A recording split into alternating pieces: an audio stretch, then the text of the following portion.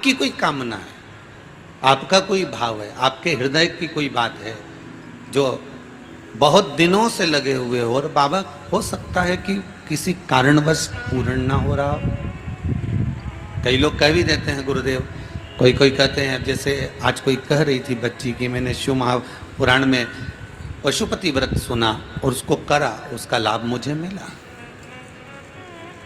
मेरे पति ने भी करा, उसका भी लाभ मुझे मिला।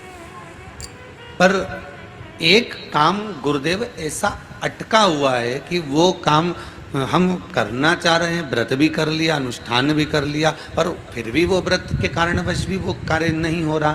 तो समझना कि कोई कार्य बड़ा भारी होगा और बाबा उसको कर नहीं रहा है, या कोई काम अटक रहा है। तो हमने पहले भी कहा, ये बीच की जो पत्ती है ये देव अधिदेव महादेव है, ये ब्रह्मा, ये विष्णु। इन दोनों पत्ती के मिलन से लेकर इस पत्ती के बीच की जो डंडी है, ये नीचे की डंडी का वर्णन नहीं कर रहे हैं, इन दोनों पत्तियों के बीच में जो डंडी है बची हुई, जो तीनों के बीच में एक डंडी का जो भाव है, ये माता जगत जननी जगदम्बा माता पार्वती है।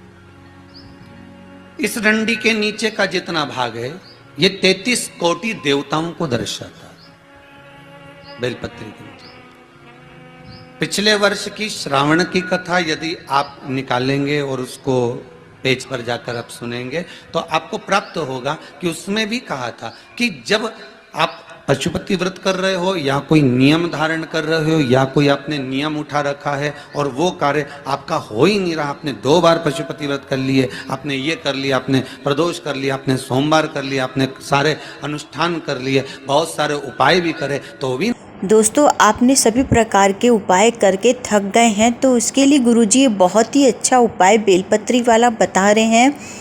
ध्यान से सुनिएगा, माँ पार्वती का उपाय है।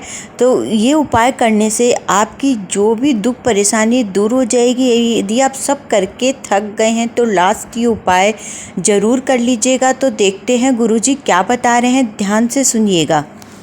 नहीं हो रहा है तो इस बीच वाली पत्ती पर शहद लगाकर बाबा का जो शिवलिंग है उस शिवलिंग को इसको छुआ दीजिए या उससे चिपका दीजिए और उस पर अपनी हथेली रखकर कामना कर कर वापिस घर को आ जाइए। बाबा आपकी वो मुराद शीघ्र 3 महीने के अंदर पूरा कर ही देता है, ये पक्का। तो दोस्तों ये वाला उपाय आप ज़रूर ही कर लीजिएगा। जब सब करके थक गए, हार गए, तो एक बार ये उपाय है जो बहुत ही सरल है, ये वाला उपाय भी आप कर लीजिएगा। आगे गुरुजी और भी कुछ उपाय बता रहे हैं तो वो भी एक बार आप देख लीजिए। श्री शिवाय नमस्तुभ्यं। आराधना में तुम लीन हो। महाराज दुनिया के लोग नहीं समझते कि शंकर पर जल चढ़ाने का क्या लाभ है। शिव महापुराण कहती है अगर एक दिन, शिव महापुराण की कथा कहती है सोमवार के दिन भगवान शंकर को अगर जल चढ़ाया जाता है तो घर में तेज लक्ष्मी प्राप्त होती है। क्या मिलती है? तेज लक्ष्मी। कर बैठी थी, उनके नेत्र से अश्रु गिरा, उससे बेलपत्री उत्पन्न। यदि आपके घर में धन संपदा की कमी है तो उसके लिए भी गुरुजी बहुत ही अच्छा उपाय बता रहे हैं। तो वीडियो को पूरा देखिएगा और शेयर भी कर दीजिएगा अपने दोस्तों परिवार वालों में, ताकि वो भी देख सके। तो वीडियो को पूरा देखिए, गुरुजी आगे बहुत ही अच्छे उपाय बता रहे हैं। तो देखते हैं आगे क्या है। बेलपत्र। पूरी दुनिया में केवल एक बेलपत्र का वृक्ष कैसा होता है जिस वृक्ष के नीचे माता लक्ष्मी शाम के समय पर बुआरी लगाने के लिए जाती है, झाड़ू लगाने के लिए। बेलपत्री के पेड़ पर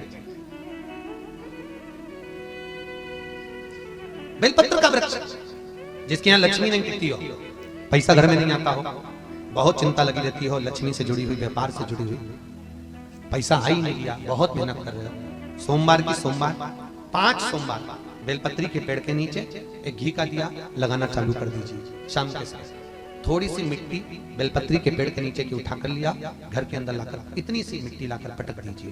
5 सोमवार करके देखो, 6ठे सोमवार पे करने की जरूरत नहीं पड़ेगी, व्यापार अपने आप बढ़ना चालू हो जाएगा। लक्ष्मी शाम के समय पर प्रतिदिन दोस्तों ये वाला उपाय आप 5 सोमवार जरूर करके देख लीजिए। जिनकी नौकरी नहीं लग रही उनकी नौकरी लग जाएगी, जिनका व्यापार मंदा चल रहा है वो तेजी से चलने लगेगा और धन संपदा में वृद्धि होगी। तो ये वाला उपाय करने से गुरुजी का मानना है कि तुरंत भगवान सुनते हैं और धन संपदा में वृद्धि होती है। अब अगला गुरुजी क्या बता रहे हैं तो ध्यान से सुनते हैं। बेलपत्र के पेड़ के नीचे कुंवारी लगाना है। शंकर भगवान की प्रियता बेलपत्र। पहले भी कथा में कहा, फिर कहते हैं,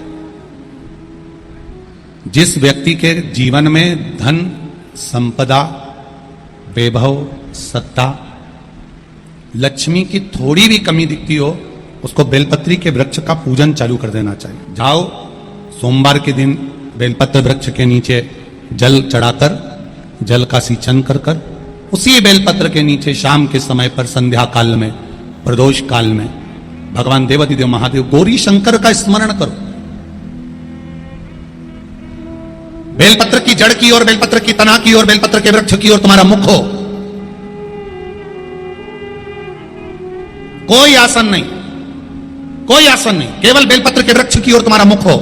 जहां बेलपत्री का वृक्ष है उसके नीचे बैठकर उसकी छाया में, उसकी ओट में पंचाक्षर मंत्र नमः शिवाय या फिर षडाक्षर मंत्र ओम नमः शिवाय या फिर श्री शिवाय नमस्तुभ्यम का स्मरण कर कर अपने हृदय की बात गौरी शंकर से महादेव से कहे। शिव महापुराण की कथा कहती है 7 दिनों में एक दिन सोमवार का ऐसा होता है जिस दिन 33 कोटि देवी देवता बेलपत्री के वृक्ष के नीचे बैठकर भगवान शंकर और पार्वती का स्मरण करते हैं और शिव पार्वती उनकी झोलियां खुशियों से भरते हैं। देवता भी जिनका भजन कर रहे हैं वो बेलपत्री। दोस्तों गुरुजी ने कितनी अच्छी बात बताई है कि 33 कोटि देवता सोमवार के दिन बेलपत्री के पेड़ के नीचे आते ही हैं। तो कितनी अच्छी बात है, यदि हम बेलपत्री के नीचे उपाय करेंगे तो इतने सारे देवी देवता का आशीर्वाद हमें मिलेगा और हमारी जो मनोकामना तुरंत पूर्ण हो जाएगी। तो दोस्तों आप ये उपाय अवश्य करिएगा। आगे देखिए गुरुजी क्या बताते हैं। वृक्ष के नीचे लक्ष्मी, मां लक्ष्मी भी बेलपत्र के वृक्ष के नीचे निरंतर विराजमान होती है।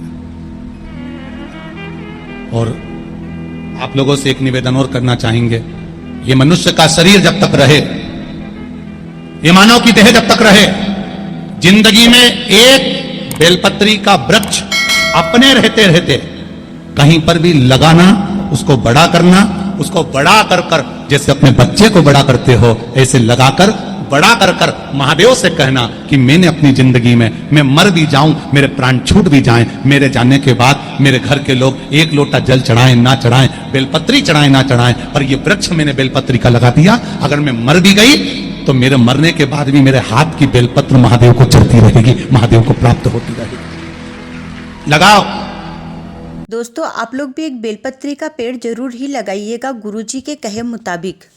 एक बेलपत्री के पौधे को छोटे से बड़ा करो, बड़े से बड़ा करो, बड़े से बड़ा करो और बड़ा करने के बाद उसको कहीं तुम्हारी मर्जी पड़े जहां उस बेलपत्री के वृक्ष को लगाओ। अगर गलती हो गई, ये बहुत गलतियां हो गई, बहुत दुख पड़ गया, तकलीफ में आ गए, लग रहा है कि मुझसे बहुत गलतियां हुई है, बाबा मेरी नहीं सुन रहा, ये बेलपत्री का भाग की डंडी पीछे की ओर कर जहां बैठकर बेलपत्र चढ़ा रहा, पत्ती का मुख अपनी और डंडी का मुख सामने। शिव की कुछ आराधना है, मेरे भोले बाबा की कुछ आराधना है। खाली ना जाता कोई, खाली ना जाता कोई दर से तुम्हारे, मैं भी खड़ी हूं नहीं बाहें पसारे, मैं भी खड़ा हूं नहीं बाहें पसारे अपने। तो गुरुजी के बताए हुए सारे ही उपाय बहुत ही कारगर अचूक उपाय है। तो दोस्तों आप लोग जरूर कर लीजिएगा, वीडियो को शेयर करिएगा, चैनल को सब्सक्राइब करना न भूले। तो मिलते हैं अगले वीडियो में एक नए उपाय के साथ में। हर हर महादेव।